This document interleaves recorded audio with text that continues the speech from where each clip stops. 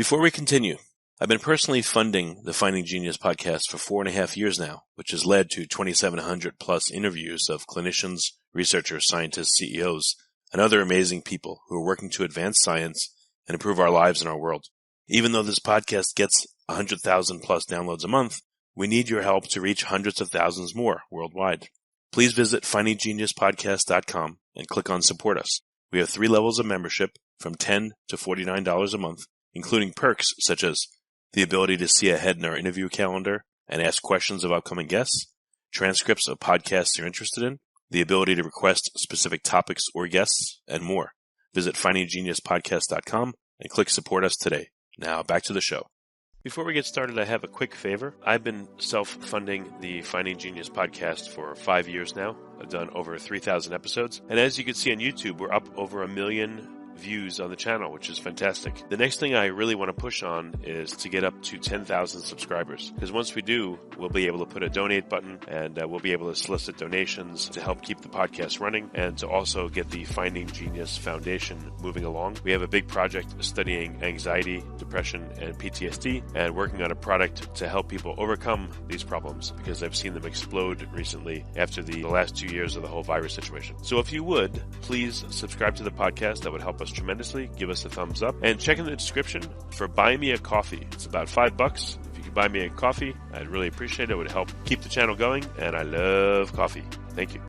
Forget frequently asked questions, common sense, common knowledge, or Google. How about advice from a real genius? 95% of people in any profession are good enough to be qualified and licensed. 5% go above and beyond. They become very good at what they do, but only 0.1% are real geniuses. Richard Jacobs has made it his life's mission to find them for you. He hunts down and interviews geniuses in every field: sleep science, cancer, stem cells, ketogenic diets, and more. Here come the geniuses. This is the Finding Genius Podcast with Richard Jacobs. Hello, this is Richard Jacobs with the Finding Genius Podcast. My guest today is Christian Ryan. He's part of the New Creation blog. He's an undergrad geology student out of the South Dakota School of Mines. And we're going to talk about rocks and fossils and various other archaeological or geological issues. So, Christian, welcome. Thank you for having me. Yeah, if you would, tell me a bit about your current work and research and what motivated you to look into it. Well, basically, as you said, I'm majoring in geology at the moment. So my interest is rocks. I guess more specifically, I like sedimentary rocks because those are the ones you find fossils in.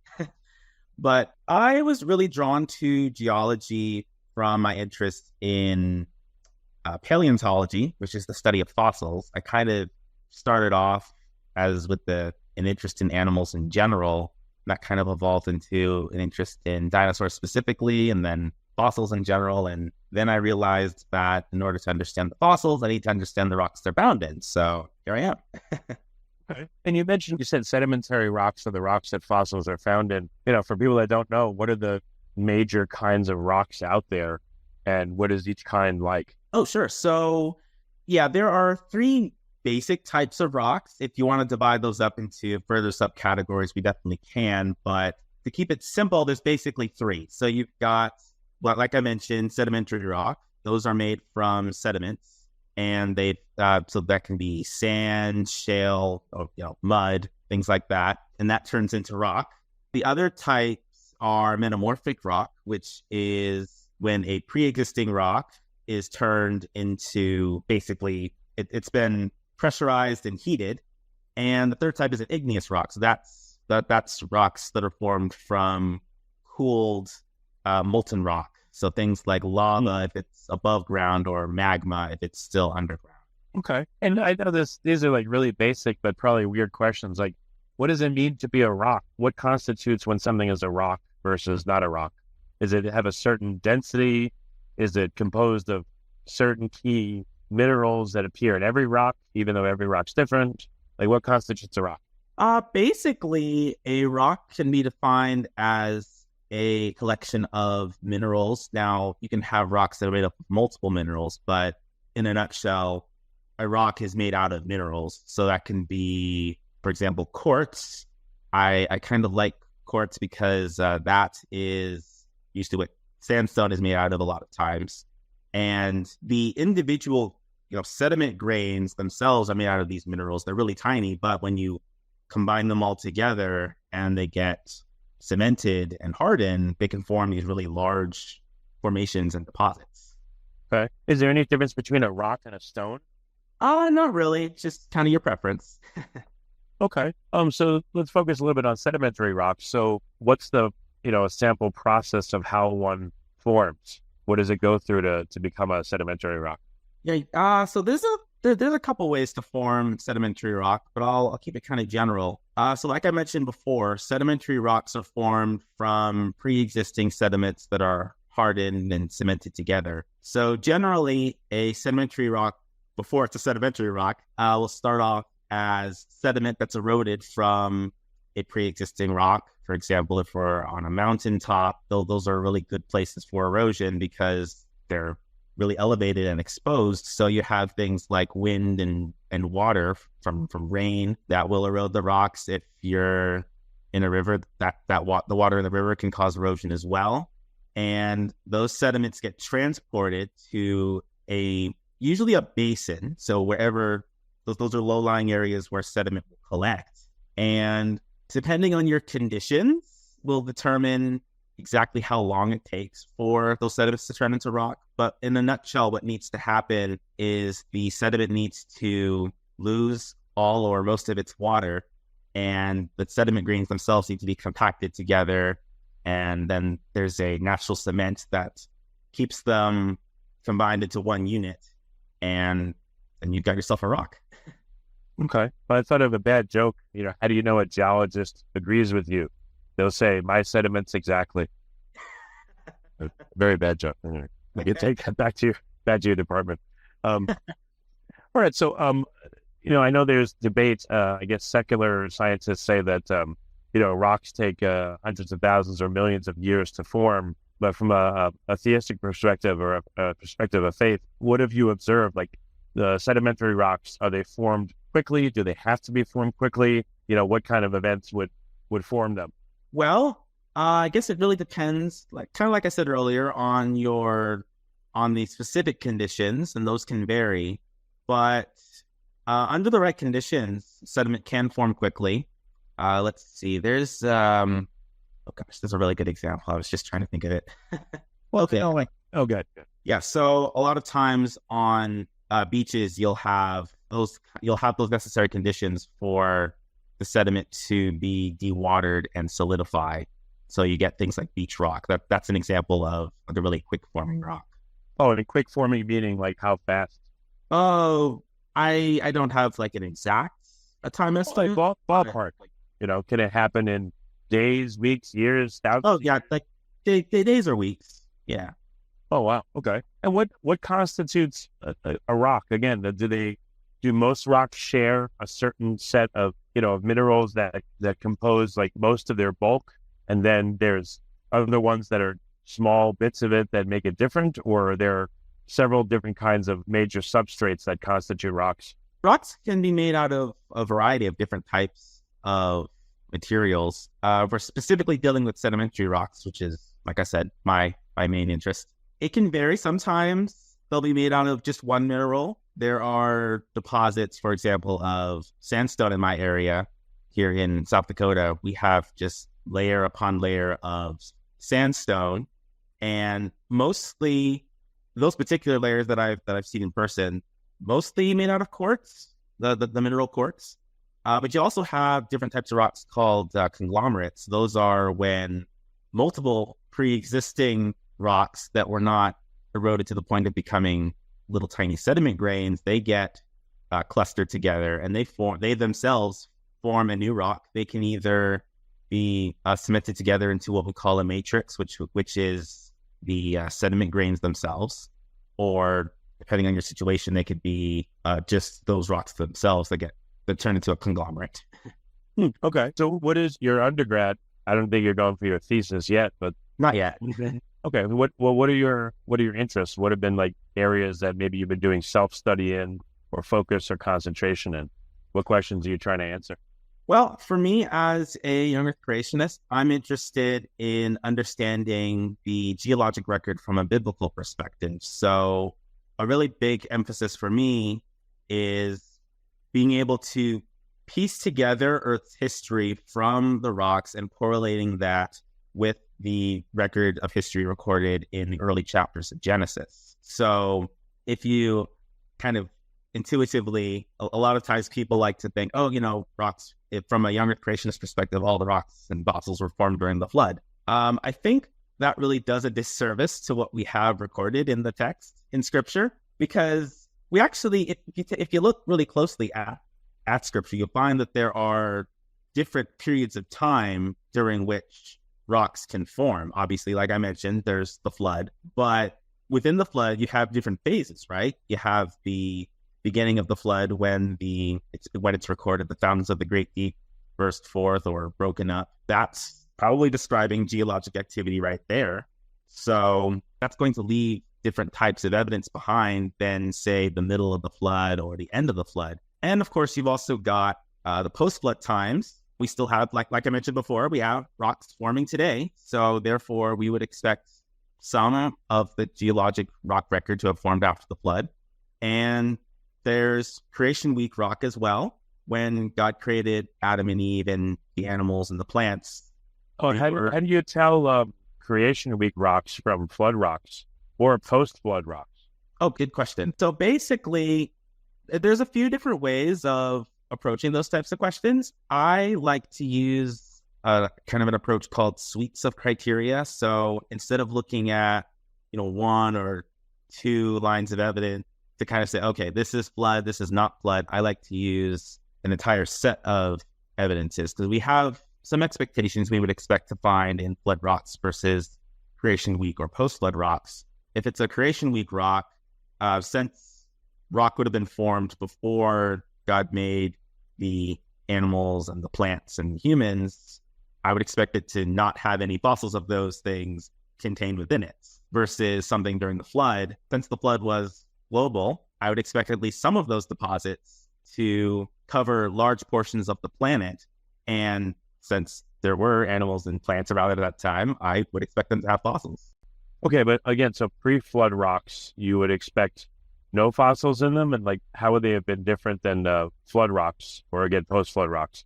So I think it kind of depends. So if we're talking pre-flood rocks, I think it's important to distinguish Creation Week rocks from any rocks formed between creation and the flood, because those Creation Week rocks, kind of like what I said, they would have been formed probably between days 1 and the early part of day 3 of creation, before animals and plants and humans were created. So no fossils there. After that point and up until the flood, most younger geologists don't think that there was a whole lot of geologic activity happening at that time. And an important condition, an important thing to have in order to form a fossil, is the organism needs to be buried quickly before it can get eaten by scavengers or rot. And since there's not a whole lot of geologic activity before the flood, we think there's probably not going to be too many fossils, and any that do form they probably would have been eroded by the initial action of the flood. Versus after the flood, we kind of would expect the world to be recovering. So if you think about modern earthquakes, we have the initial earthquake itself, but we'll have aftershocks that can last, minutes, days, hours, sometimes even weeks after the initial earthquake, because the earth is still resettling from that big event. So after the largest catastrophe of all time, it definitely took Earth a period of time to reach equilibrium again. And during that time, as the Earth's settling down, we have regional or localized geologic activity during which animals and plants can be buried and fossilized. Okay, so is it really necessary? I mean, it sounds like it's necessary for extreme conditions to be present for a fossil to form at all. Is that the case? Yes. Yeah. If you have a fossil, that means something unusual has happened, because the general rule of nature is when an organism dies, God has created a very efficient system that eliminates those deceased organisms from the ecosystem, and it returns the nutrients back so it can get recycled and all that. So when we do find a fossil, that means something interrupted that natural process. Usually it's the animal gets buried. That can happen during a flood, for example, or Sometimes we find fossils in caves. Caves are really good places to preserve fossils because they're isolated environments. So, the scavengers can't get to them and decay processes are less effective there. And you also can form fossils in places like tar pits. Those also act as kind of ways to conceal the organisms. So yeah, there's a number of different ways to preserve a fossil, but when you find a fossil, something unusual has happened. Okay. So, well, another question actually in terms of fossil formation. So I guess, what are the earliest fossils of people that have been found? Or, I guess people have found skeletons and all that stuff, but people found actual like fossilized people. Yeah, so the fossil record of humans starts actually pretty late, geologically speaking. So if you can think about the geologic record kind of like a stack of pancakes, the oldest layers are toward the bottom, the youngest ones are toward the top. Humans don't show up until the very top of that stack in layers that we would typically call Upper Neogene and Pleistocene layers. Okay. And humans are missing from the rest of the geologic record, which is a really interesting phenomenon for us as young Earth creationists, I think, given that from a biblical perspective, humans have been around since day 6 of creation week, right? So a lot of that might have to do with the distribution and population size of humans before the flood. There's a number of creation scientists have suggested that if they weren't super common, then that would have reduced their chances of being fossilized before that point. And when they start showing up in the fossil record, we think that's post-flood layers. So these are layers that are formed after the flood, probably as humans are spreading around the earth and repopulating it.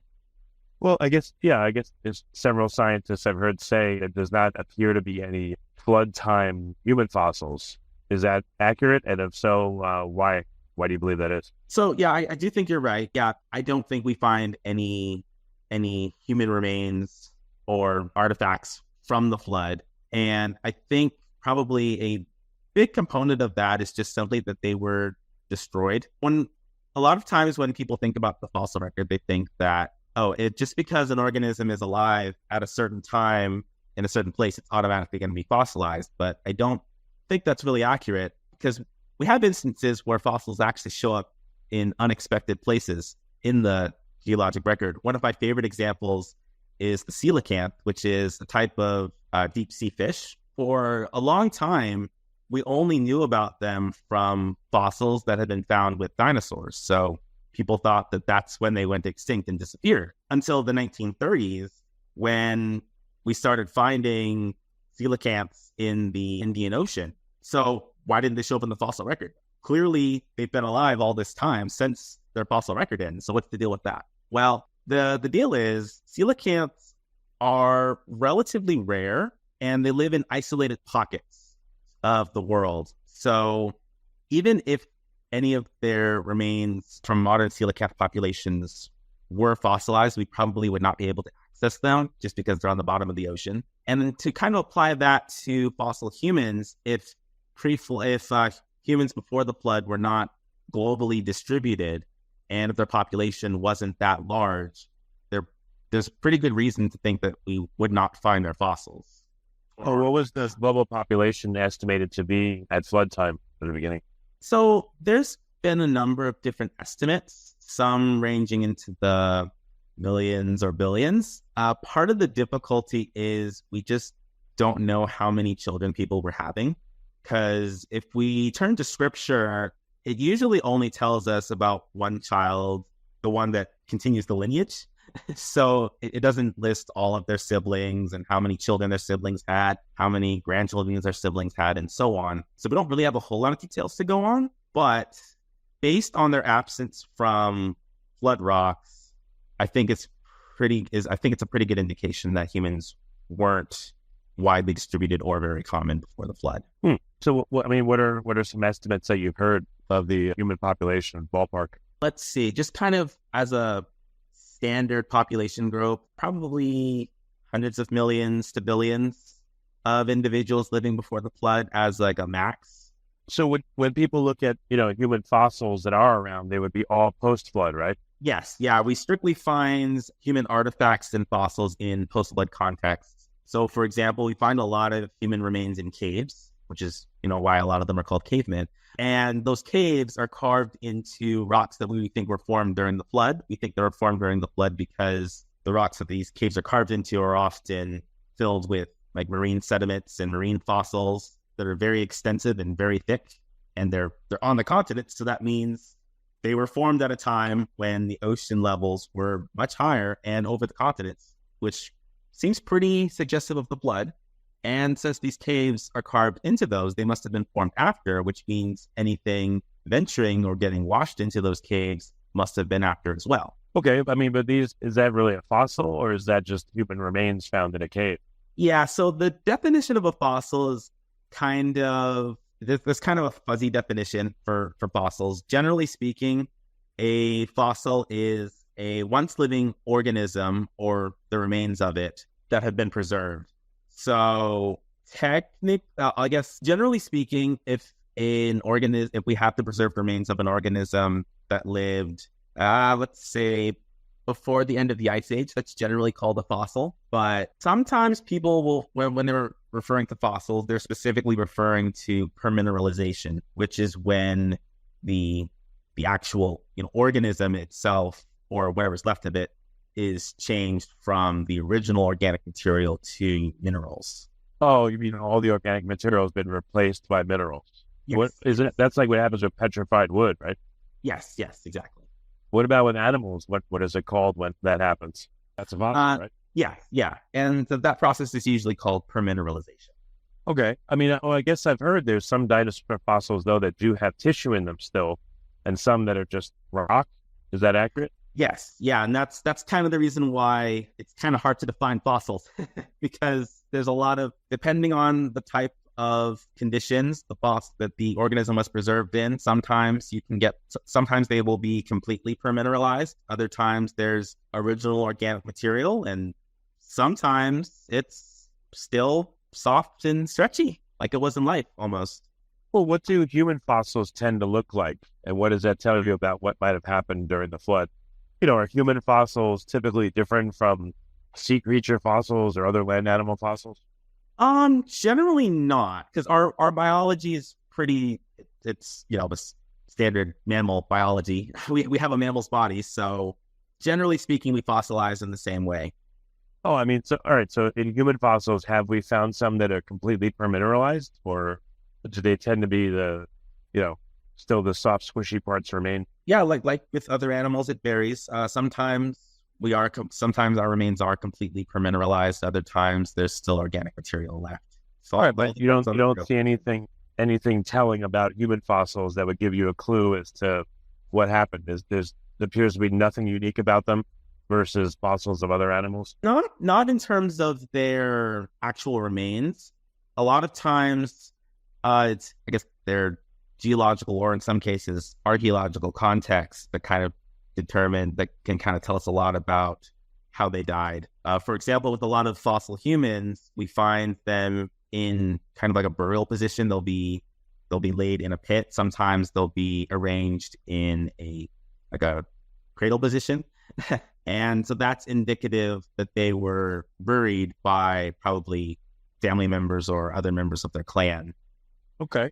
So if catastrophic events are the best ways, it seems like, for fossils to be created, what do post-flood fossils look like? Are they usually, not whole skeletons? Are they, lower quality? Are they crappier with maybe one or two bones and the rest are scattered because you didn't have, let's say, rapid burial for the most of them? It really depends. There's a lot of different types of geologic processes happening after the flood. There's this really, really fascinating site actually in Nebraska. It's called Ashfall Fossil Beds. And there are hundreds of rhinoceros and horses and other mammals that were buried by volcanic ash. Scientists think that they were suffocated by the ash, and they pretty much just died where they were. And so those fossils are very, very well preserved. In other cases, we find fossils of once living post-flood organisms that are disarticulated. And by that, I mean the bones of the skeleton have all come apart. And that's usually indicative that they weren't buried as quickly, but still quickly enough to be preserved. Okay. Well, I was thinking also the city of Pompeii as you were talking, because I guess those people were covered in ash. So essentially those people are fossils, right? Technically, yes. We don't usually call them fossils, given that they're only, a couple thousand years old rather than like right after the end of the Ice Age. But yeah, technically, yes, they are fossils. Well, I mean, from there, their demise was very quick, and essentially, I guess, like you said, they were fossilized. What could be learned from studying Pompeii, for instance, about how, that process was able to create these fossils so quickly of people?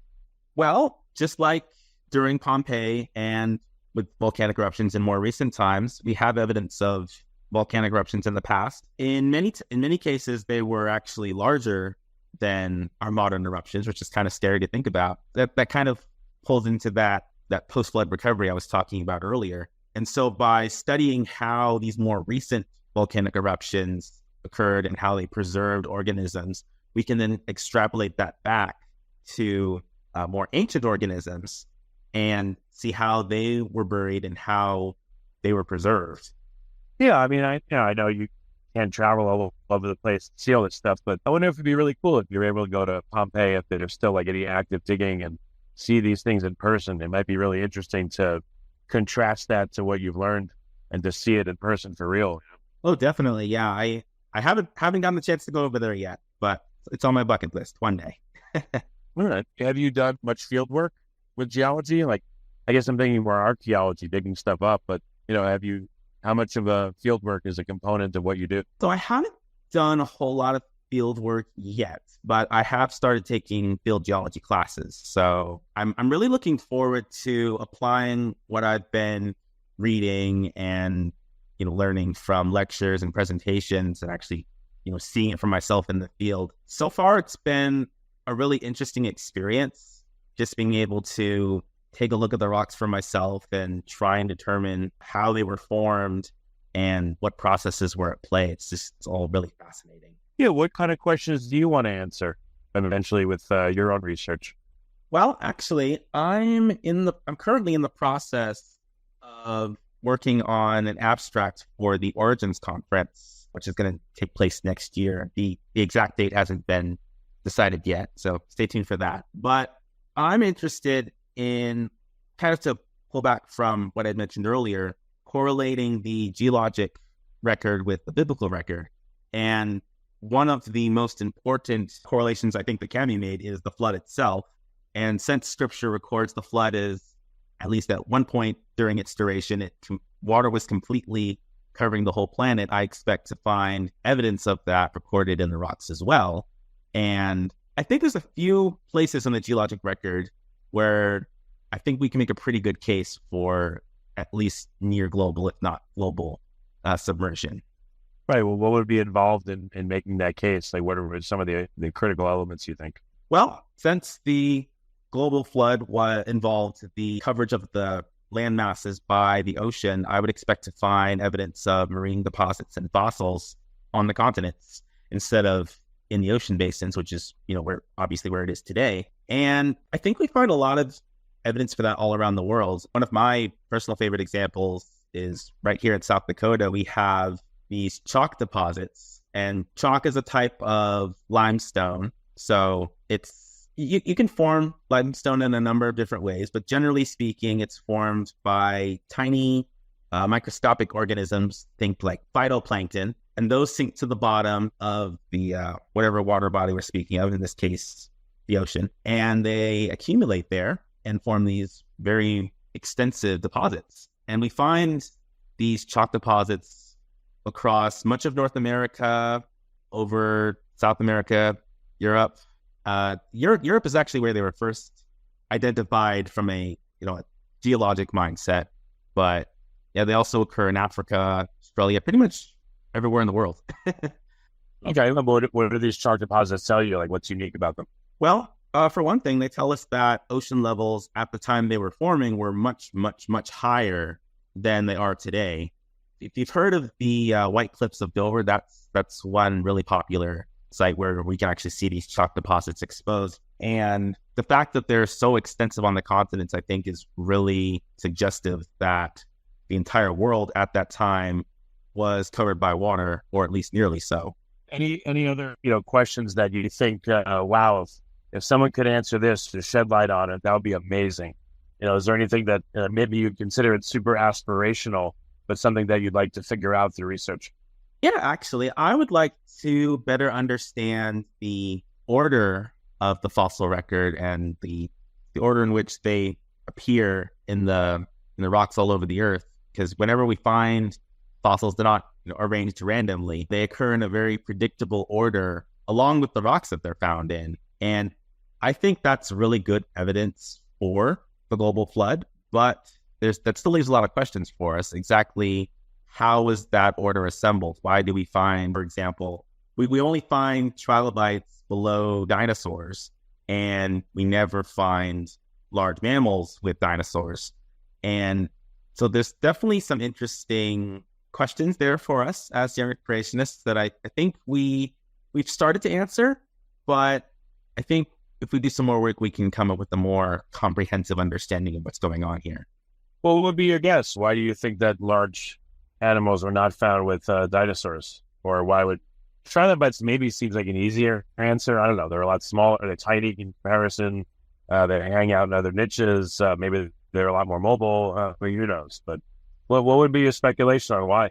Well, I think in terms of like a really big first order explanation for how we might explain the order of the fossil record, I think they wouldn't have all formed at exactly the same time. Like I'd mentioned before, some fossils and rock layers were formed after the flood. So obviously I wouldn't expect to find those organisms buried with the ones that were buried during the flood. And I guess I'll kind of briefly summarize the geologic record here for context. In terms of animal fossils, which is usually what I'm interested in, we can divide the animal fossil record into three major portions. That would be from oldest to youngest, the Paleozoic, Mesozoic, and Cenozoic. Your dinosaurs are going to be found in the Mesozoic layers. Most of your modern types of mammals and birds are going to be found in the Cenozoic. Humans are actually found toward the top of the Cenozoic, by the way. And the Paleozoic's characterized by a lot of really strange animals that we really don't have today. Most of them are marine, but you do find some more land-leaning organisms as well. So, you've got your trilobites. You have a very wide variety of fish, like the placoodonts, for example. You might have heard of Dunkleosteus. That's one of the types of placoderms, rather, that we have preserved in the fossil record of the Paleozoic. And you've also got a number of really weird, so we used to call them mammal-like reptiles, but nowadays they're called non-mammalian synapsids. You might be familiar with Dimetrodon. It's a sailback lizard-looking creature, even though it's... like Stegosaurus, but kind of with a sail, right? Yeah, kind of. And it would have been carnivorous. And even though it looks kind of like a reptile, it actually had more in common with mammals like us than actual reptiles. So that's another really weird thing. And so according to most younger geologists, and I would agree, the Paleozoic and Mesozoic is largely what's forming during the flood, we think, with the Cenozoic forming after the flood for the most part. So anything we find in the Cenozoic, I would not expect to find buried with the Paleozoic and Mesozoic life forms. So that partially answers that part of the question. Regarding Paleozoic and Mesozoic, though, I think a lot of that has to do with the order of burial during the flood. Since the flood started in the oceans, we would expect to find a lot of those marine organisms getting buried first before the floodwaters encroach the land and start burying land animals. So I think that explains kind of the general order. Again, there's still open questions and plenty of more areas for research, which I'm really looking to get into. Well, how much time would have passed between the layers from a young Earth creationist point of view? Well, again, that kind of depends on what time period we're talking about here. This is an area of ongoing research. There's not a whole lot of consensus on exactly how much time, but regarding the Cenozoic, we're probably looking at anywhere from a few centuries to maybe a millennia or two. That'll depend on which textual variants you're using which textual variants of scripture you're using to determine how much time occurred between the flood and Abraham's time.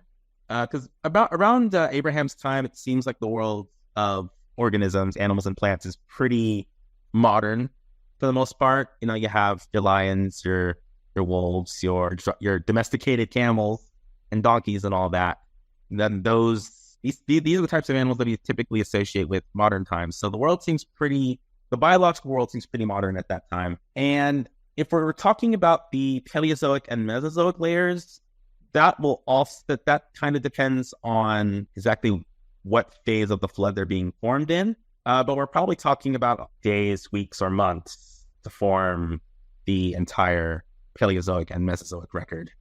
Oh, so it'll be a very short time between the different. But what would create that division in the fossil record if there was such a short time between and they're so different, the new layers? And how stark is the cutoff between one layer and another? Is it like, just a perfect cut, or is there some mixing in the boundaries of the different layers? So generally speaking, the order is very consistent. We do find instances where there are instances where we find fossils where we don't expect to find them. But generally speaking, if we're correct that the Paleozoic and Mesozoic were formed during the flood, what's likely happening is the flood is sampling from different ecological communities that existed before the flood. So our modern world's a little bit different, considering that we've recovered from the flood per se. But kind of, if you look around the world today, we can see that animals and plants generally don't have global distribution. They tend to be found in certain parts of the world. So that's kind of what we think was happening before the flood as well. If God created different ecological communities, each with their own unique sets of plants and animals, they would have been living with those sets of plants and animals until the time of the flood, during which entire ecological communities would have been destroyed. They would have been swept away, transported, and buried where we currently find them, on top of each other in a vertical succession as the flood proceeds. Right, but what happens at the very boundaries of the Cenozoic versus the Paleozoic? What do those boundaries look like? How clean are they? Or are they messy looking? Well, it kind of depends on which part of the fossil record we're looking at. There are certain points in the fossil record where there's almost a complete turnover, where the animals and plants in the lower layer are completely swapped out from ones in the upper layers. I guess one of the starkest examples of that is called the Permian-Triassic boundary.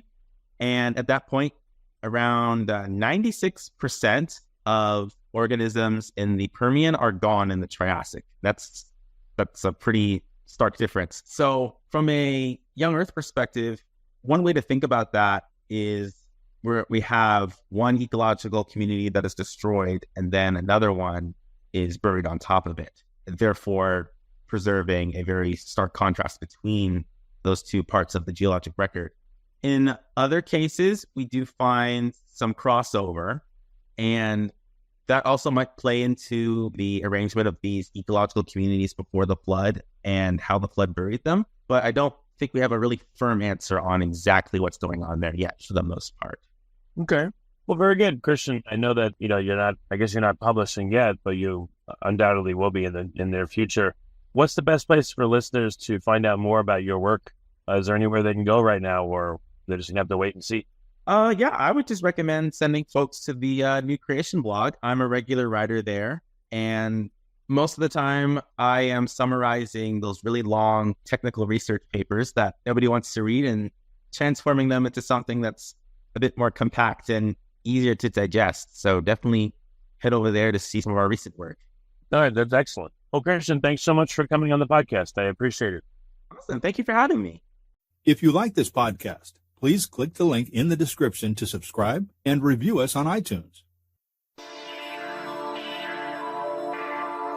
You've been listening to the Finding Genius podcast with Richard Jacobs.